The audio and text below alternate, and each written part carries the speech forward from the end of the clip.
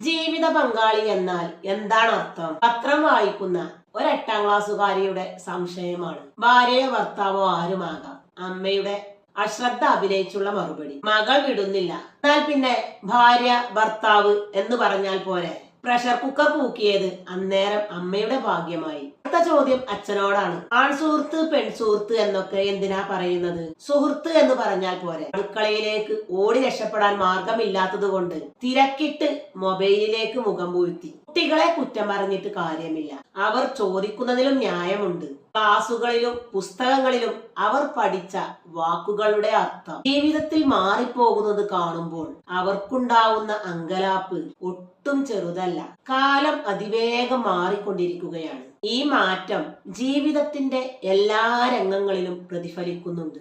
വാക്കുകളുടെ അർത്ഥം മാത്രമല്ല, ബന്ധങ്ങളുടെ ചട്ടക്കൂട് തന്നെ മാറി മറിയുകയാണ്.